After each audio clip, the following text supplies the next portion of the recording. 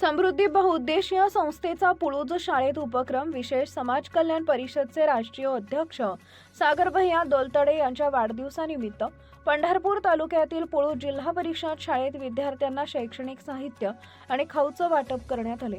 आपण काहीतरी समाजाचं देणं लागतो हे आपण ऐकत आलोय, पण जमिनीवर राहून काम करणारा एक माणूस म्हणून ओळख असणारे सागर दोलतडे हे अहिल्यादेवी होळकर यांच्या जयंतीनिमित्त पुळूज इथं पुरस्कार सोहळ्यासाठी प्रमुख पाहुणे म्हणून आले होते।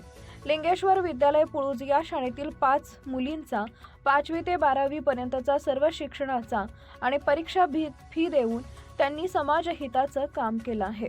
आज 12 डिसेंबर रोजी यांच्या वाढदिवसानिमित्त शैक्षणिक साहित्याचे वाटप करण्यात आले। सर्व विद्यार्थिनी सागर दोलतडे यांना वाढदिवसाच्या शुभेच्छा दिल्या।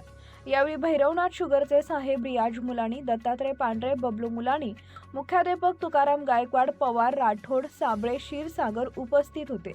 या कार्यक्रमाचे सर्व नियोजन समृद्धी बहुउद्देशीय संस्था यांच्या वतीने करण्यात आले होते। जिल्हा परिषद प्राथमिक शाळा पुळूज तालुका पंढरपूर आज दिनांक 12/12/2025 वार शुक्रवार विशेष समाज कल्याण परिषदेचे राष्ट्रीय अध्यक्ष आमचे आधारस्तंभ श्री सागर भैया दोलतडे यांच्या वाढदिवसानिमित्त खाऊ वाटप व शैक्षणिक वाटप 2025 रोजी वाटप करण्यात येत आहे। तरी पण आपण